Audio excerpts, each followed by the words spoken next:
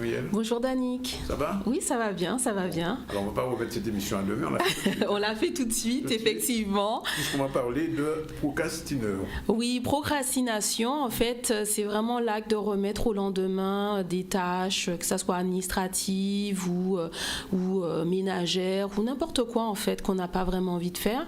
Donc effectivement, c'est un mot un petit peu barbare. Parfois, les gens ne savent pas trop à quoi ça correspond. C'est une forme de laxisme, Muriel? Ou de paresse? C'est un peu plus de la paresse pour certaines choses, ou parfois quand on n'aime pas faire quelque chose, alors on la repousse. Et on ne la fait jamais? On l'a fait quand on n'a pas le choix. Oui. Ou sinon on attend que finalement notre entourage prenne le relais. Donc effectivement, parfois ça peut créer des tensions. Dans l'entourage, que ça soit professionnel ou familial, en fait. Mais c'est psychologique le fait de refuser quelquefois de prendre une décision qui peut être importante. En fait, oui, tout dépend de la décision. En fait, si on n'a pas forcément en fait d'idée claire par rapport à cette décision, c'est-à-dire que on a des zones d'ombre, on ne sait pas effectivement quelles seront les conséquences, qu'est-ce que je dois faire, ou le projet paraît trop gros. Effectivement, on va repousser à plus tard en se disant, en se donnant du temps, finalement la solution va venir et je vais peut-être me passer à l'action.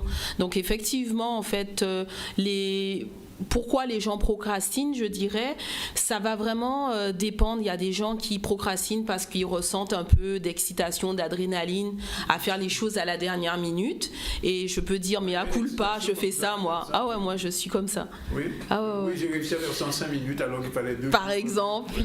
Mais ça vient, moi, je dirais que ça vient du travail que j'avais, en fait, avant, à l'époque, où, en fait, je devais, j'appelais ça éteindre des feux. Donc, c'était toujours à la dernière minute. Donc, c'est une habitude que j'ai prise qui n'est pas forcément bonne pour tout. Surtout quand on travaille avec une équipe, ça peut porter préjudice. Mendy. Est-ce que je le fais moi? Oui.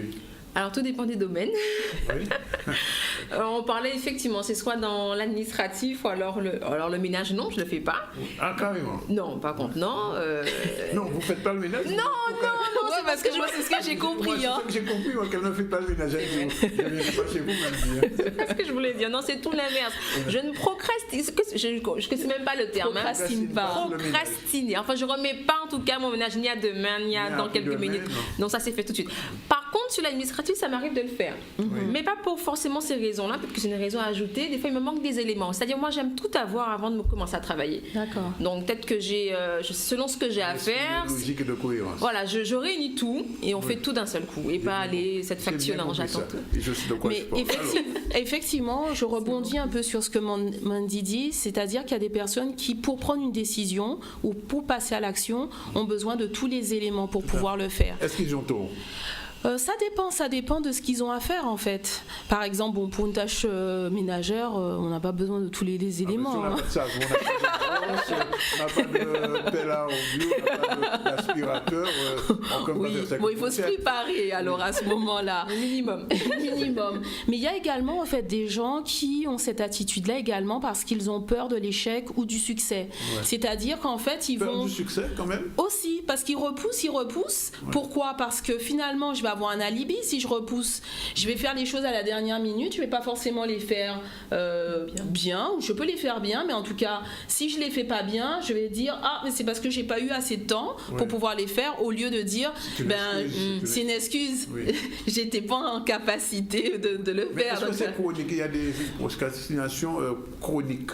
Oui, en fait, il y a certaines personnes qui ont une procrastination, qui avouent avoir une procrastination chronique.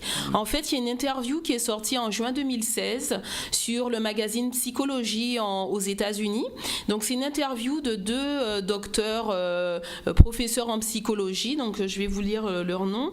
Le docteur Ferrari de l'Université de Paul à Chicago, aux États-Unis, et le docteur Timothy Pichil de l'Université de Carleton à Ottawa.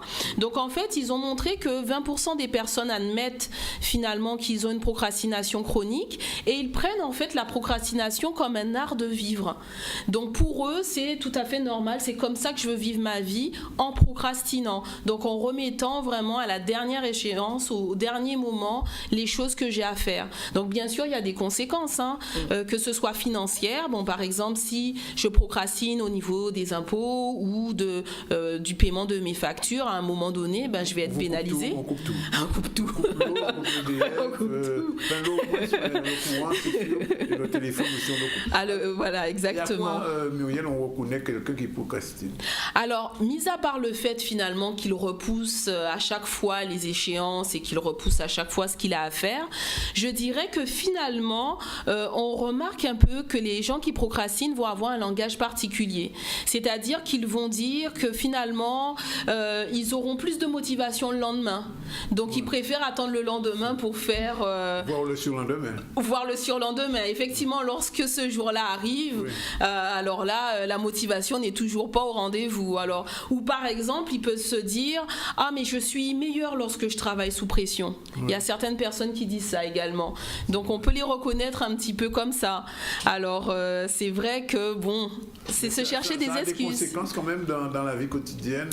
Ça a des conséquences, par exemple, sur la santé. Parce que, oui, effectivement, parce que si je repousse à chaque fois, qu'est-ce qui va se passer? Imaginons au niveau financier que je ne fais pas attention à mes factures, à mes impôts, etc. À un moment donné, je vais avoir mes fournisseurs, peut-être si je travaille en entreprise, qui vont me poursuivre, m'envoyer en fait des factures impayées et vont me taxer un peu plus. Je peux avoir d'autres conséquences financières qui peuvent me mettre du stress. Donc certaines personnes en fait qui procrastinent comme ça peuvent avoir des problèmes d'insomnie, c'est-à-dire effectivement ils n'arrivent pas à dormir parce qu'ils ressassent toutes les choses qu'ils ont à faire inconsciemment. Donc il y a ça au niveau santé, mais également au niveau de la vie et le relationnel de tous les jours. Si par exemple je procrastine, qu'est-ce que je fais? Finalement je laisse la responsabilité d'agir à mon entourage, que ça soit professionnel ou personnel, et effectivement je peux susciter l'irritabilité de mon entourage et les gens ne sont pas contents parce que finalement je rends pas peut-être le projet en temps et en heure, ça les pénalise et effectivement ça peut nuire au travail d'équipe ou ça peut nuire aussi à la famille en fait finalement. Effectivement, concernant les saintes, je crois qu'il y a des gens qui procrastinent en ce moment. C'est vrai. Il faut se reconnaître. Alors, qu'est-ce qu'on peut faire à ce moment-là? Alors, quel est son rôle dans cette affaire? Voilà. En fait, ce qu'on peut faire, moi en tant que coach, ce que je vais faire avec des personnes qui procrastinent comme ça, je vais les aider à clarifier un petit peu les idées. Parce que, disons que j'ai un gros projet que je veux faire, qui me tient à cœur, mais pourtant, je ne comprends pas, je procrastine. J'y arrive pas, ou un projet d'entreprise, monter ma boîte, ou quel que soit le projet que j'ai envie de faire. Je peux être très motivée, mais inconsciemment, finalement, j'ai peut-être des limitations et je m'en rends pas compte. Donc, je me mets à procrastiner. Alors, moi, en tant que coach, ce que je vais faire, c'est que je vais aider, en fait, la personne à clarifier son projet, à vraiment faire différentes étapes pour son projet.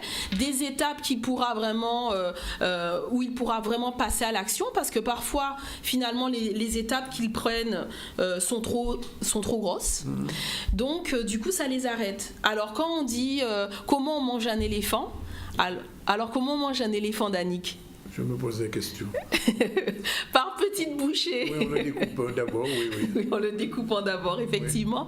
Oui. C'est pareil pour des projets. Donc parfois, certaines personnes ont du mal à prendre du bon bout. En fait, c'est ça. C'est pas trouver le bon bout, mais c'est savoir vraiment découper en des tranches qui sont digérables pour chacun.